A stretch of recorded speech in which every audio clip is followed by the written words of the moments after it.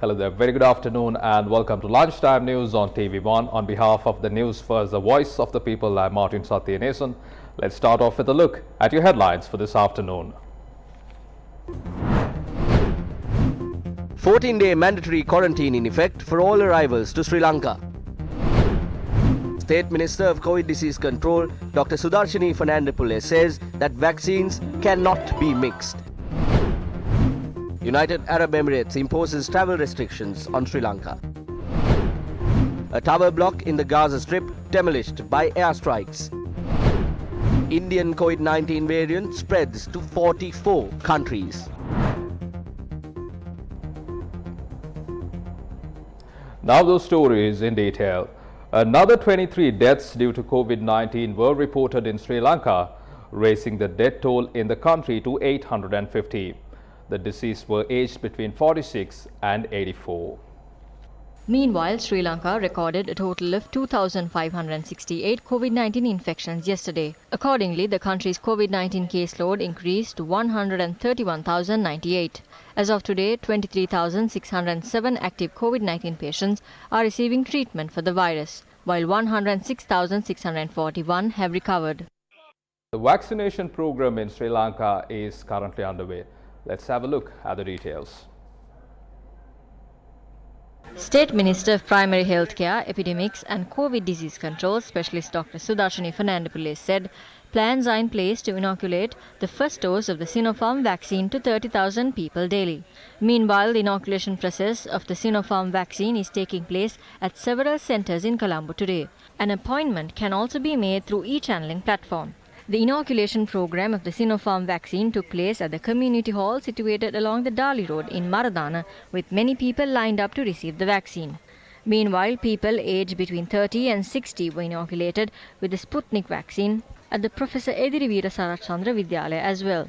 The inoculation program was conducted yesterday in Jaila in the Gampraha district. 374 residents were inoculated with the first dose of the Sinopharm vaccine. Our correspondent said the inoculation program is continuing at the centre today as well. The Sinopharm vaccination program for the residents of the Western province commenced at 44 centres yesterday. Meanwhile, the Sinopharm vaccine was inoculated at the Kanana MOH office this morning.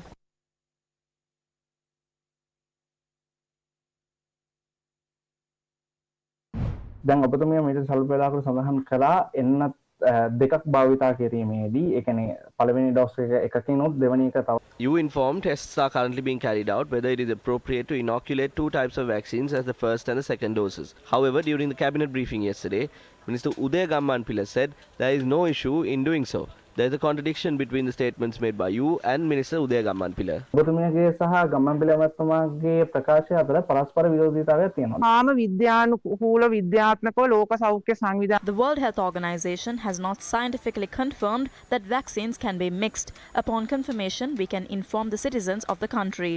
The technical committee related to the vaccines have still in the stance that the second dose should be given from the same type of the vaccines as the first dose. අවමත් නිර්දේශ කළා තියෙන පළවෙනි ඉන්නත් මාත්‍රාව ලබාගත්ත වර්ගයේම දෙවෙනි ඉන්නත් මාත්‍රාව ලබා ගන්න කියලා. The operation of passenger flights from Sri Lanka to the United Arab Emirates was suspended with effect this morning following a decision reached by the UAE authorities. Chairman of the Civil Aviation Authority, Upul Dharmadasu, said this decision does not affect the operation of passenger flights from the UAE to Sri Lanka. However, the suspension of flights will affect the transit flights through the UAE, and passengers who wish to transit via United Arab Emirates are not permitted to do so. The chairman of the Civil Aviation Authority further noted that cargo flights can operate to the UAE without any hindrance despite the flight restrictions imposed on the departure of passenger flights to the UAE from Sri Lanka. He further noted that the suspension of passenger flights imposed by the United Arab Emirates is also applicable to India, Bangladesh and Pakistan. All travellers arriving from overseas, including Sri Lankans, dual citizens, tourists, foreign nationals, should be mandatorily quarantined for 14 days. This is in line with the new quarantine measures introduced by the Director General of Health Services. The quarantine measure is effective until the 31st of this month. Children below 2 years are exempted from on-arrival and exit COVID-19 PCR testing. All travellers of 12 years and above should undergo the on-arrival PCR tests, and all travellers of 2 years and above should undergo PCR tests conducted between the 11th day and the 14th day of mandatory quarantine. All travellers should be released from the quarantine centres after completion of 4 days of quarantine with negative COVID-19 test results and between the 11th day and the 14th day. However, the quarantine period of the above-mentioned travellers will be extended if they are identified as immediate close contacts of a COVID-19 positive person. Interprovincial travel restrictions came into effect at midnight yesterday. Accordingly, police media spokesperson DIG Ajit Rohana said travelling between districts will only be permitted for essential services. Police roadblocks have been installed at provincial borders since midnight yesterday. Roadblocks were installed by the police and army located in the Sabaragamuwa and central provinces. An accident occurred at the roadblocks installed in Balakadu, located in the Mathale and Kandy districts. A police officer was injured during the accident. According to the police, the driver of the vehicle that caused the accident was arrested. The police officer, who is in serious condition, is currently receiving treatment at the ICU at the Mathale Base Hospital. The national organizer of the Sri Lanka Podujana Perumuna, Basil Rajapaksa, left for the United States of America. The General Secretary of the SLPP, Sagara Karyavasam, said he left to the USA to receive medical treatment. Airport sources said Basil Rajapaksa left the island at 3:15 a.m. today on a EK 649 flight to Dubai for transit. Residents of Thampitia, Mahaoya in Ampara have been severely affected due to the lack of drinking water in the area. Thampitia, home to around 270 families, is currently facing a lack of drinking water. Although a water supply scheme was launched in the village, the water supply was insufficient for the area residents.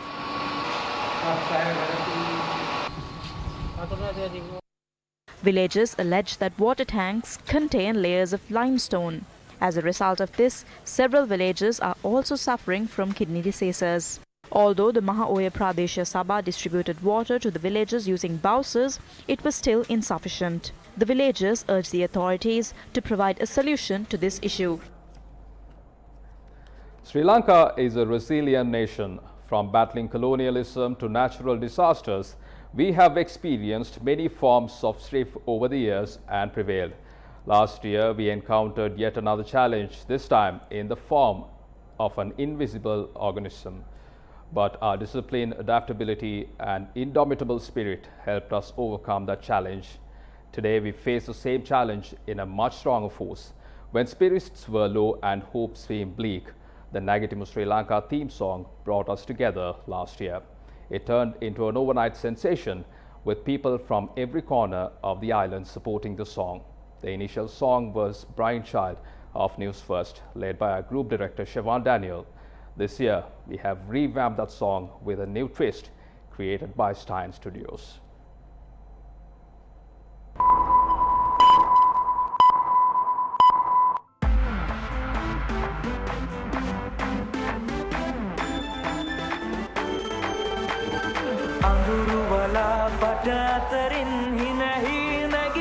Sri Lanka.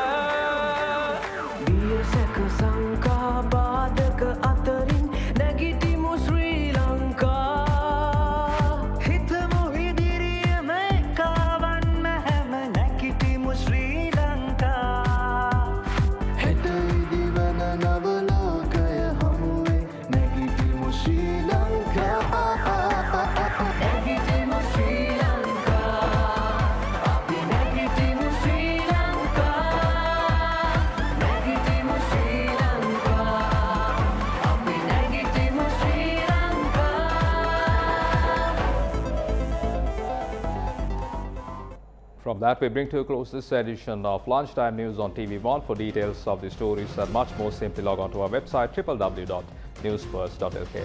Take care and stay safe.